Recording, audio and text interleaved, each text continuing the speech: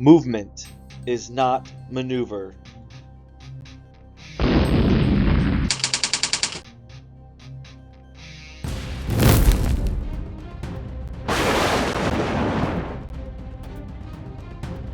Your force is ready to meet the enemy on the field of battle.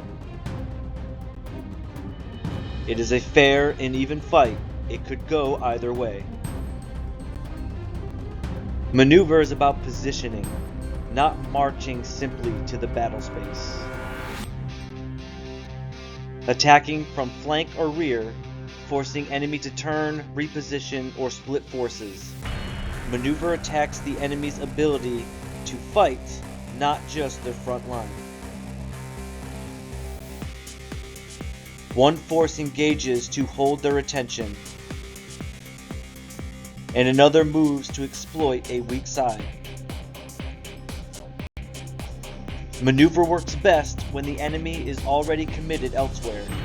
The goal isn't always annihilation, it's forcing the enemy out of the fight. Here, we have reshaped their line. In this scenario, we have forced them into tighter formations, a perfect target for artillery. Plus, while your troops sit idle, they are constantly moving and reacting.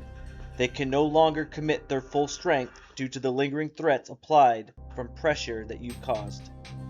However, maneuver fails if it is too slow or too obvious.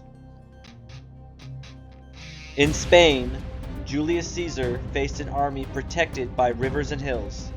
Rather than attack, he maneuvered to cut their supply and escape routes.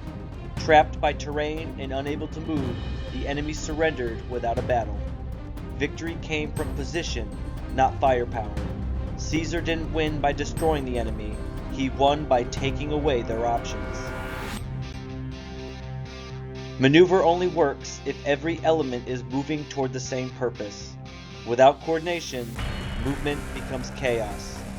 It's the principle of unity of command, and that'll be our next principle. This has been Keith's Orders of Battle, Principles of War.